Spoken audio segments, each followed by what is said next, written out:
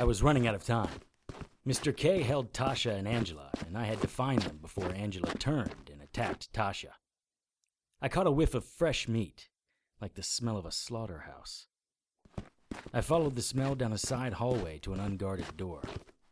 I slid my hand into a groove in the bricks. A second later, I felt something, and then...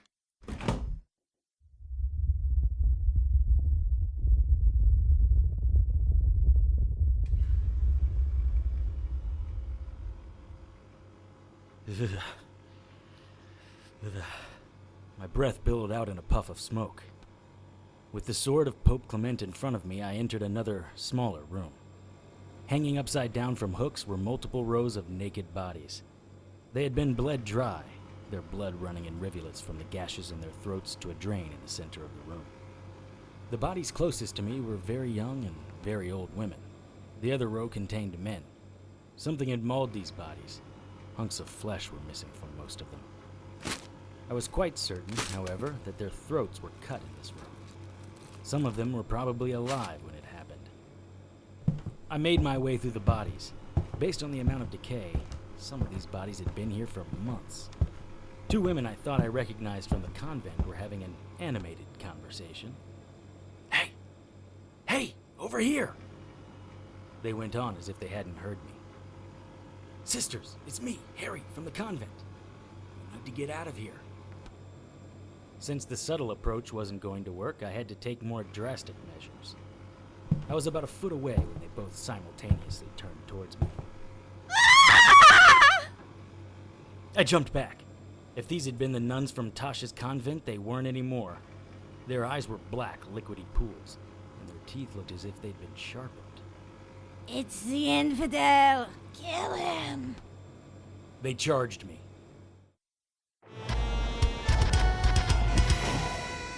Magic and magical people, the unnatural order is all around us. There are white witches, black witches, demons, vamps, werewolves, shapeshifters, ghosts. It's a protoplasmic party of creature features out there. But unless you know where to look, you won't find them. I know where to look. My name is Harry Strange.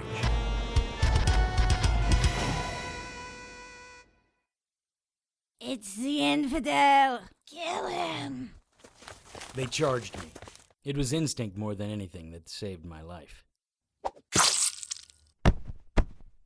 Their hands opened and closed into fists when they fell forward into the hanging meat.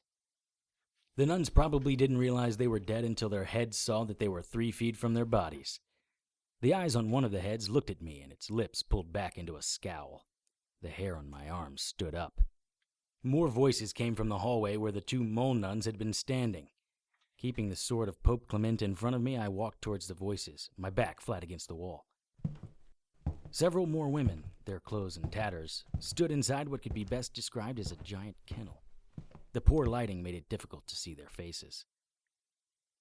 "Hey, someone's over there. Help us! Help us! Hey, Please help us! Please help us! Over here! Shh! Show me your teeth. My what?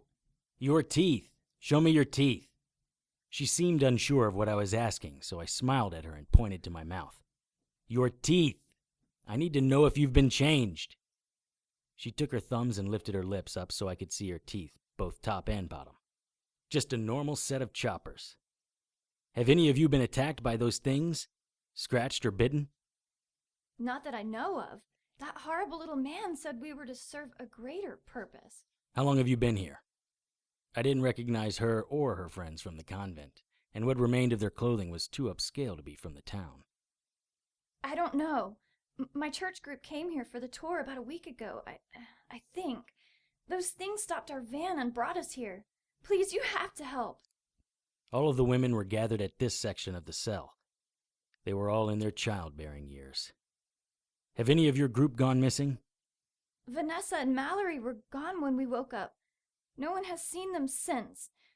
Please, you have to get us out of here. If what Mr. K said was true, then these women were the breeding stock for his abominations. But why hadn't he turned them yet? Maybe he was experimenting with Vanessa and Mallory. We really need to get out of here. That's the problem. That horrid little man has 2 of my friends, and I need to get them out. I can't take all of you with me, and there are things in these catacombs that are worse than that horrid little man. You can't just leave us here. There were 6 of them, all looking pathetic and scared. I had to get to Tasha before Angela attacked her and converted her. By my guess, I had about 10 minutes left.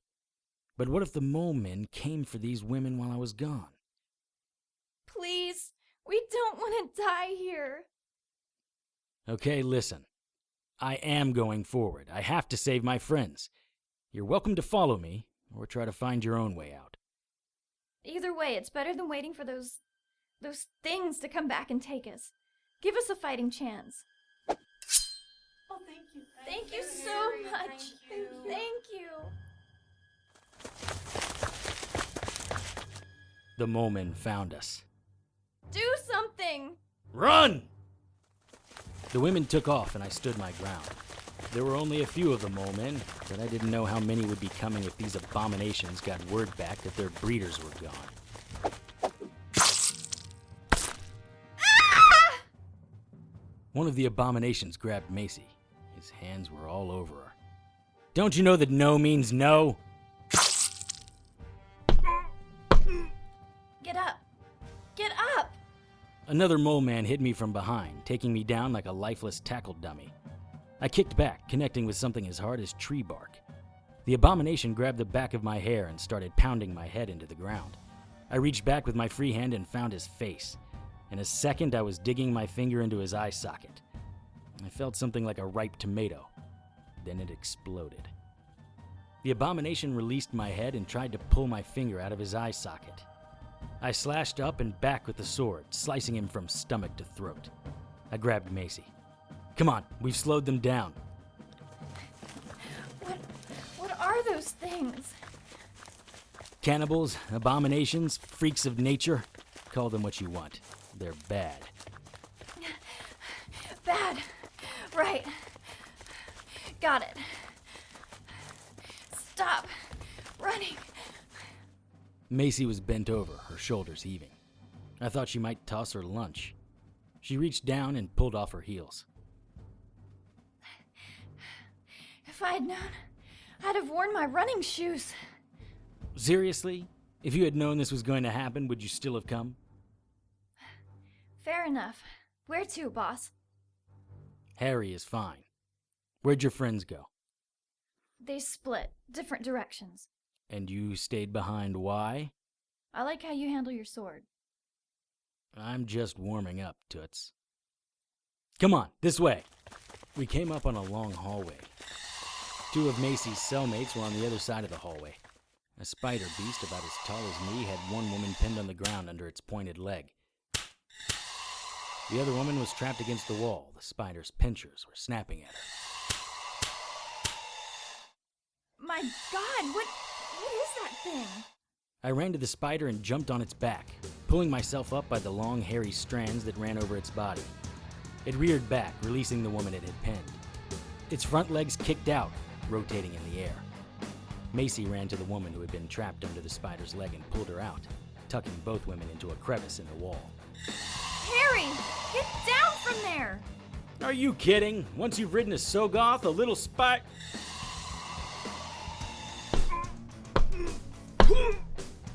The spider started kicking and jumping, doing its best to throw me off. I held on with one arm, the other holding the sword of Pope Clement.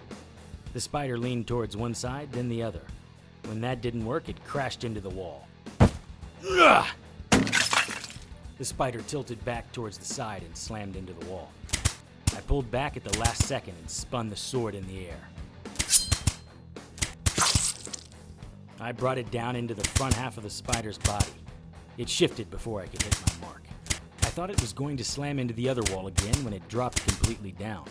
Its legs pulled up and then bent backwards at their joints, the tiny pinchers at the bottom closing in on me. Harry, look out! One of the pinchers grabbed a small portion of the skin on my arm and squeezed. It was as if a hot, rusty nail was tearing through my skin. I tried to pull away, but the pincher was deceptively strong for its size. I felt it burst through my arm and blood started to flow freely. A pincher snapped by my nose. I pulled back, with my grip on the spider's hair slipping. Another pincher was dangerously close to my sword arm. I growled and swung the sword in a circle around my head. Blue goo gushed out of the places where I cut the bottom part of its legs from the top part. A couple didn't get cut off, but they hung uselessly at odd angles. The beast wasn't going anywhere. It tried to reverse its legs, but most of them were laying in pools of blood, and the others were broken. I plunged the sword into the front half of its head, and the spider moved no more. Harry, that thing bit your arm. I'll be fine in a little while. How do you like the tour so far, ladies? So, you ladies coming with us? Okay, that was really more of a rhetorical question. I don't recommend staying here, but I'm not going to force you. If you can point us to the door, we really don't want to go any further in this rabbit hole. We will find the van and bring it back here. That's what we were trying to do when the spider attacked us. Technically, it's not a spider. Spiders have 8 legs. Actually, legs are a wonderful idea. Your new friend seems a little flaky. Is he okay? Don't know. Just met him. He can handle a sword, though. He can handle more than...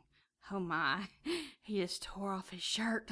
He's picking up the legs of the spider, or whatever it is. Am I the only one who sees his chest? It's like it was chiseled out of stone. Even his ink is hot. What's your new friend's name? Harry. Is he single? Martha, you do realize we might die down here, right? All the more reason to make good use of our time. I call dibs. You can't call dibs. Fine, you get him first. I just want him to rub my... Shh! I handed each of them a leg of the spider thing. I had wrapped parts of my shirt around the end furthest from the pinchers. What? Whoa, this is... Heavier than it looks? Yeah, it is. You want to leave? Cool. These will help even the odds if you run into any nasties. The legs of this beast are about the same density as steel poles. See these little hairs? No! Don't touch them!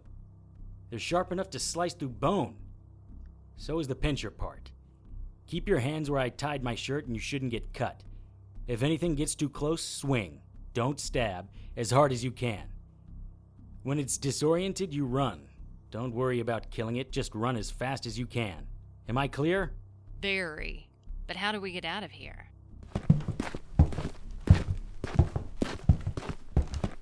Do you think they'll make it? If they stick to the instructions I gave them, they have about a 50-50 chance. That's not very high. Do you think our chances are much higher? Well, I was kind of hoping. You and I are going into the demon's mouth, and they were running away. Think about that. Yeah, but... No buts. Kay has probably called all his men back from the outer corridors. Judy and Martha have much less in front of them than we do. How do you know so much about this place? About a year ago, my assistant and I were on a quest to find some magic stones. We fought, and I thought we had defeated Mr. K, that horrid little man, and his army of abominations. Magic stones? Yeah, the 7 stones of Solomon. Very powerful. The holder of the stones could travel through time and become godlike. Seriously? Kind of a crazy story to just make up, don't you think? And now Mr. K has your friends? Yes. How will you find them down here? For a brief time, I held all 7 stones in a special scepter. Magic, especially magic of that level of power, has a way of sticking to you. I'm not sure I follow. Actually, I'm not sure I believe in magic. We can discuss magic in church another day. Because I held the scepter, I can see snippets of things. Not clearly, but well enough to know that Tasha and Angela are about 2 minutes that way. So we can get them and get out of here. That's good, right? Yeah. It's not gonna be quite that simple. Look! Oh my God! The hallway ended at a precipice over a grand ballroom. In the center of the room was Tasha, tied to a long stone pillar. Her lips were sewn shut. For a human enchanted, their strength comes from being able to speak spells. Kay wasn't taking any chances with Tosh. Sitting on the floor a few feet away was Angela. Hard to believe she just celebrated her birthday. Around the girls were 30 or so mole men. We have to get through that? I do. Well, I'm not staying here, mister. I don't suppose you have another sword stashed anywhere. Sorry. Can you swing a bat? Clean-up batter on my college softball team. And our church team. Good enough. It's bases loaded and 2 men out. Your job is going to be to swing for the fences. But first, the plan. You want to possess me? That's really kinky and a little weird. What's so weird about it? Something powerful is cloaking Strange against me, but I bet he's not cloaked against you. You know, I'm still a little sore from our last encounter. Listen, Finster. Leather and Lash are loyal to Lilith. They want to find Strange, torture him, kill him if they can, and then the fun really begins. I want to give him a reward. Why? Do I have to paint a picture for you? I want Lilith off the grid. Too many rules with her in charge. I need to be a free agent. So many pretties here. I'm tired of tempting old men who can't get it up without magic and a buttload of Viagra. I want to have men line up to spend a night with my pertness, willing to do anything I ask and paying whatever I demand. If Lilith returns, it's back to the preacher's retirement home or the geriatric ward in Florida for me. Still not sure what I got to do with this. I need to find Strange before Leather and Lash. He needs to lead me to Lilith so I can kill her. You think you can kill Lilith? Not even Strange was that bold. Strange is a hairless ape. I am a demon. You're a child amongst giants. Ah, bitch! Lilith is almost eternal. Let me worry about her. I had planned on getting Sidestriker to find Strange. That would have been tasty. But since she's on her way to the Vatican... What do you mean, Vatican? Do you really think we trusted you not to screw up? I've been on your scent since you first went to Carmen. Oh, Carmen, you have to help me. The mean girls are after me. Really, Finny? Running to a human? Have you no shame? I couldn't get to Strega before the priest took her. But I knew you would run to Haxon's for protection. You're as predictable as a teenage boy with a heart-on. So, what do you say, Finster? Are you gonna let me in? Or do I have to take what I want the hard way? This is just wrong. Don't you wave that finger at me. I hate bull.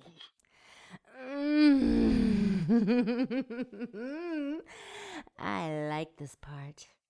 You may feel a little pressure in places you don't normally feel pressure. And it may... Oh, what the hell are you doing to me? hurt a little. Ooh, you've got some twisted ideas in here. Mama like. Please, hurry up. This isn't fun anymore. Oh! Patience. I haven't been in possession of a man this way, and... Ooh, what do we have here? Hey, you want to be careful with those. Why? I don't feel a thing. Ah! Why did you break my bones? You're a demon. It'll heal. Isn't that pain exquisite? I love pain, especially in others. You want to get this over? I'm feeling a little violated here.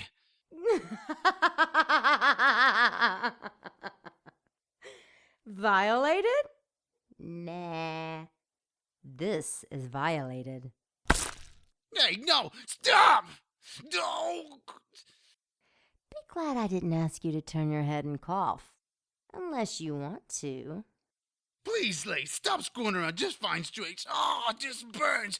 It's how do humans survive demon possession? Most don't. Macy and I quietly made our way to where Kay held Tasha and Angela. We were about halfway down the steps when the smell hit us like an exploding sewer. We had to stop. It was a mixed blessing. While nauseating, the smell cloaked our sense from the mole men's keen sense of smell. You okay? Right as rain. Is that a monk? She pointed to a prone body whose skin had been peeled away from his arms and his head scalped. His face was literally torn off and his eyes burned out of his head. That wasn't done for food. Correct. This was torture. The monk's robe was open. At the top, a chain like a necklace hung around his mangled throat. Could it really be? I gently pulled on the chain. It was wrong to feel glee, but I did. Because there, stained with blood, was a fob. It had a safety cover, and under that cover was a single red switch. The detonator! Wear this under your shirt. We'll need it to blow this place later. It's not gonna explode, is it? I mean, I won't accidentally set it off. Nope. You need to open the heavy plastic cover, then flip the switch. Probably has a short delay. Macy seemed happy with that response. It'd be nice if I felt as confident. No more delays. We have to get Tasha out of there. Even if you see the Pope in a chicken suit, we keep moving. 10-4, boss.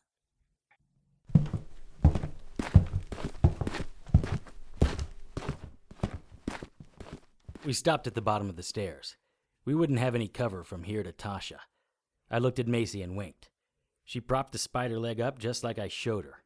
It was game on. I slashed at the closest mole man, neatly severing his head from the rest of his body. I spun and stabbed into the chest of the next mole man, his arterial blood splashing back on me. The third mole man I sliced across his midsection, deep enough that I may have caught part of his spinal column. His viscera poured from him despite his best effort to keep them in. I was working my way away from Tasha, drawing the mole men to me. It was working.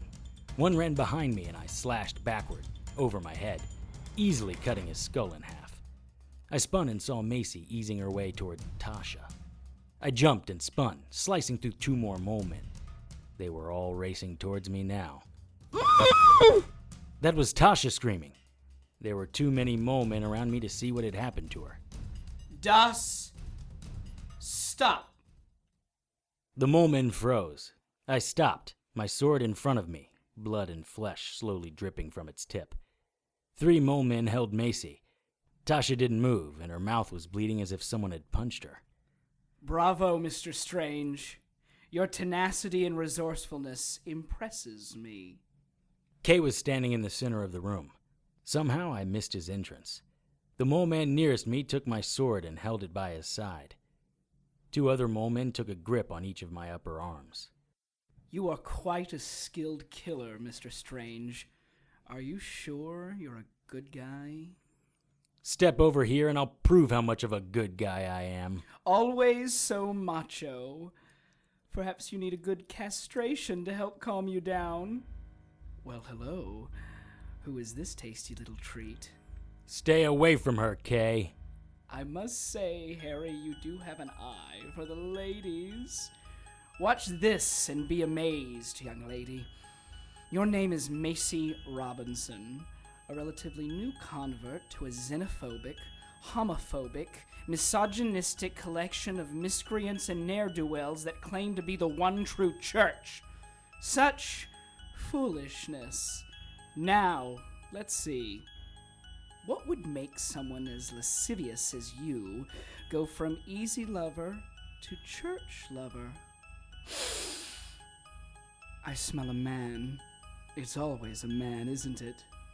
Did Strange tell you why he brought you down here? Shut up, Kay. You're his bargaining chip. He's going to try to swap your maidenhood for sweet, delectable Sister Tasha. I don't think so. Well, maidenhood isn't really accurate considering your tartness. Now admit it, Mr. Strange. The thought of swapping Macy for Tasha crossed your mind, even if just for a second. Kay and Macy were staring at me. I looked at the two of them and smiled. I backfisted the mole men who were holding me. They doubled over. Next, I kicked the one holding my sword. I spun, picked up the sword, and continued my spin. I came to a stop directly in front of Kay, tip of my sword at his throat. The mole men started to move in. Das stop. Well played, Mr. Strange. Unfortunately, about 3 seconds too late. I'm hungry. Sister Angela's conversion was complete, and she was charging towards Tasha. Harry Strange episode 205, Bases Loaded, 2 Men Out, was written and directed by Tony Serecchia and produced by Brianne Ahern. All material is copyright by Tony Serecchia and used with his permission. Featured in tonight's cast were Kellen Stennett, Emily Jane, Clay Duggar, Brian Troxell, Tricia Groves, Kimberly Tyler, Jason Tyler, Julie Ivey, Joe Roesch, Tisch Parmelee, and Jackie Costello. To keep up with the latest news and information on everyone's favorite private investigator, visit our Facebook page at facebook.com/HarryStrangeRadio. Send your questions, comments, and suggestions to producer@harrystrange.com. Harry's opening theme music was written and performed by Lance Hogan and is copyright by Lance Hogan and used with his permission. Incidental music and character themes were written and performed by Ryan Lessard and are copyright by Ryan Lessard and used with his permission. Contact Ryan at rlessardmusic@gmail.com. Incidental music was written and performed by Kevin MacLeod and is copyright by Kevin MacLeod and used with his permission. Visit incompetech.com for more of Kevin's music. For the Harry Strange radio drama, I am JoAnn Pruden. Good night.